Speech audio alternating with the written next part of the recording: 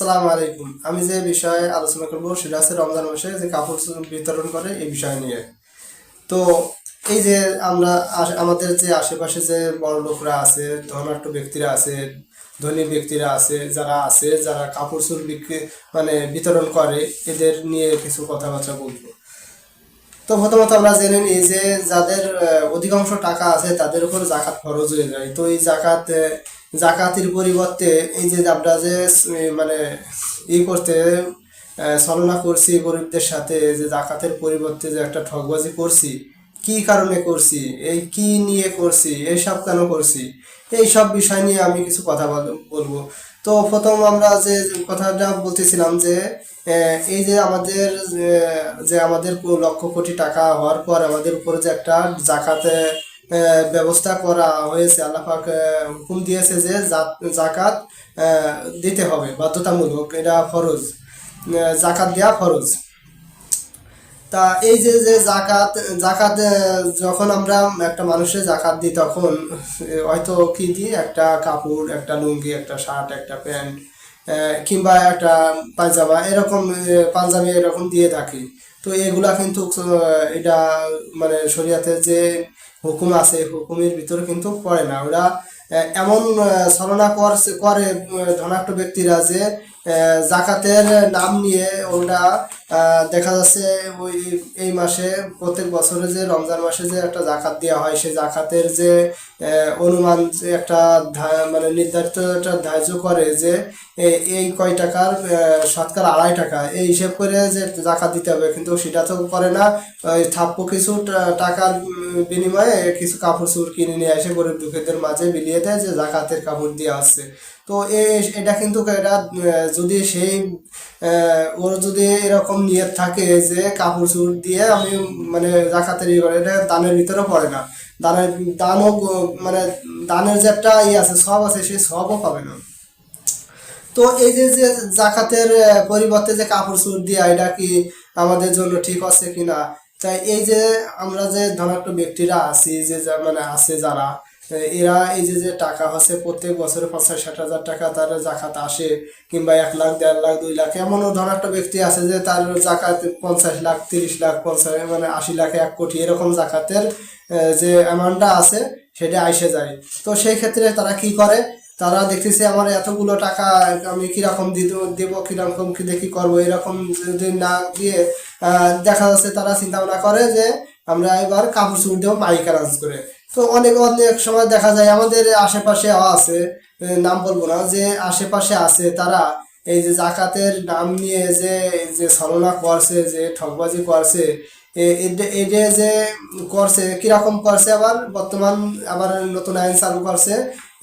যে কাপড় নিতে গেলে রমজান মাসে কাপড় বিতরণ করা হয়, অমুক কাপড় দিচ্ছে, যদি নিতে হয় তাহলে জন্ম নিবন্ধন কার্ড কিংবা ভোটার আইডি কার্ডের ফটোকপি জমা দিয়ে নাম ঠিকানা লিখে দিয়ে আসতে হবে। আবার মোবাইল নাম্বারও দিয়ে আসতে হবে, যে ফোন করে বলা হবে অমুক দিন কাপড় বিতরণ করা হবে। তো এইভাবে কিন্তু কাপড় চোপড় বিতরণ করে। আর দেখা যাচ্ছে এই বছরে তার 50 লাখ টাকা হয়েছে জাকাত আসতে আইছে, সে দেখা যাচ্ছে 20-30 হাজার টাকার কাপড় কিনে আনে, এবার কি করতেছে ওই কাপড়টা গরিব মানুষের মাঝে বিলিয়ে দিচ্ছে। অথচ এমনও গরিব মানুষ তাহলে কতটা অসহায় হলে ওই কাপড় চোপড়ের লোভে ওই ওই বাড়িতে যায় দিনের পর দিন বসেই থাকে, এমনকি সারাটা দিন চলে যায় একটা কাপড় নেওয়ার জন্য। অথচ সেই কাপড়টা কিনছে কিন্তু 1 থেকে 150 টাকার ভিতরে কাপড়টা কিনছে কেন? অধিকাংশ অনেক কাপড় আনে, তাদেরকে একটু ছাড় দেওয়া হয়, আর যে কাপড় দেয় ওই কাপড় আছে আপনার পরাও যায় না, ওদের ওদের খেতাও শিলানো যায় না। আগেরকার মা মানে মা, নানি, দাদি যারা ছিল তারা কিন্তু খেতা শিলাতো, সেই ওই কাপড় যে কাপড় দেয় ওই ধোয়া পর একবার ধোয়া পর যে এরকম হয়ে যায়, তা ওদের খেতাও শিলানো যায় না, পরা তো দূরের কথা। তো এই যে যে ঠকবাজি করছে, যে কাপড় দিয়ে, লুঙ্গি দিয়ে, জামা দিয়ে যে ঠকবাজি মানে একটা করছে, তাদেরকে মন ভুলানো একটা।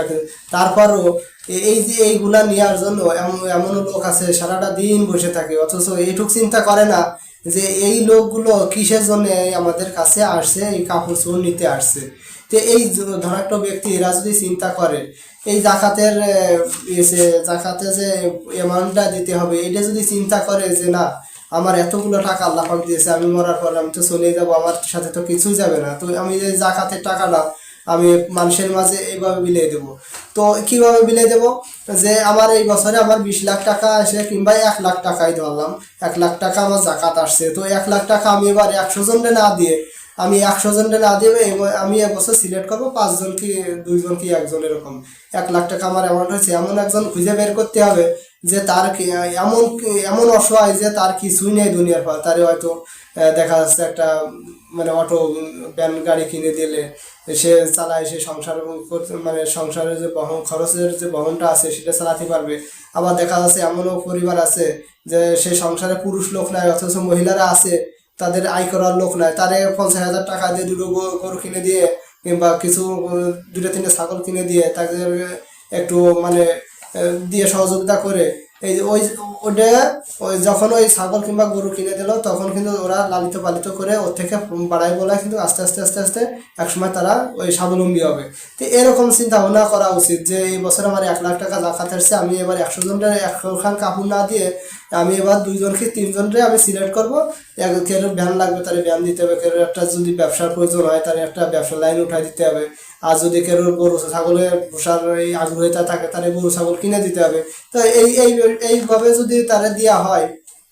তাহলে দেখা যাচ্ছে সে কিন্তু কিছুটা করে হাতে পারবে, আর আল্লাহ পাকের কাছে শুকরিয়া আদায় করবে আর আল্লাহর কাছে দোয়া করতে থাকবে। আর যে এই কাজগুলো করবে তার লাগে কোরআন ভরে দোয়া করবে, তারা এই দোয়া আখেরাতে যে আপনি পাবেন। তো এই যে এইগুলা না করে আমরা কি করছি, আমরা এইগুলো না করে আমি এবার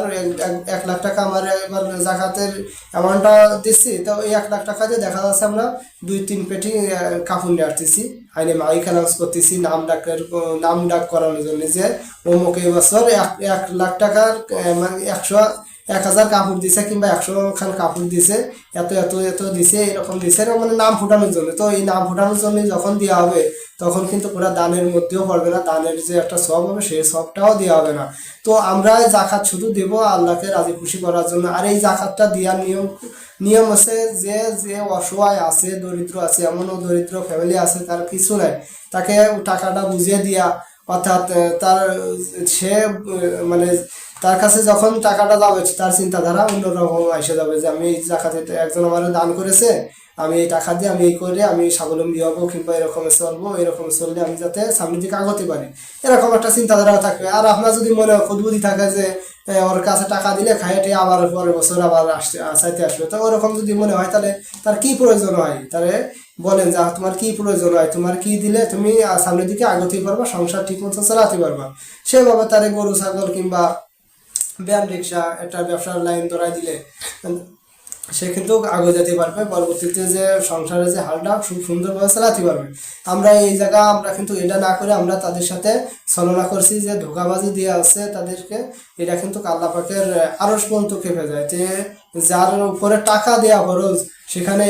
যে কাপড় দিচ্ছে তাতে পরাও যায় না, পরাতো যায় না, বিশেষ করে ওদের খেতাও শিলানো যায় না। যাই হোক এই বিষয়গুলো আমরা লক্ষ্য করবো যারা জনপ্রিয় ব্যক্তি আছি যে জাকাতটা দিচ্ছি আমরা, এই রমজান মাস আসলে যে জাকাত দেওয়ার যে নাম নিয়ে যে অভিনয় করছি এগুলা থেকে বেরিয়ে এসে যে কার কি প্রয়োজন আমরা খুঁজে নিই। আপনার যদি সময় না থাকে তো আপনি লোক লাগান যে কার কি প্রয়োজন আছে, দেখো এমন গরিব মানুষ আছে যে কার কি প্রয়োজন, ওর কি আছে না আছে, এইটা খুঁজে খুঁজে খুঁজে খুঁজে বের করে দেখা যাচ্ছে আপনি এবছর 100 জনকে 1,000 জনকে না দিয়ে এবার 2 জন কি 3 জন সিলেক্ট করবেন যে এরকম লোক খুঁজে বার করো যে তারে আমি এই বছর 2 জনকে দেবো কি 3 জনকে দেবো, দেওয়ার পর তার দেখছে একটা সংসার একটা চাপ সৃষ্টি ছিল সেটা দূর হবে, তারপরে তার পরবর্তীতে যে দিনগুলো আসবে সেগুলো সুদিন আসবে। তো এই বিষয়গুলো নিয়ে আমরা লক্ষ্য রাখবো যাতে করে আমরা যে জাকাতের নামে যে দান করতেছি এই দানগুলো না করে তাদেরকে যে স্বাবলম্বী হয় সেই সিস্টেমটা আমরা চালু করব। আর এই যে যে জাকাতের টাকা বিশেষ করে টাকাটা তাকে হাতে দিয়ে দেওয়া মানে দিয়ে দেওয়ার আগ্রহী করবো।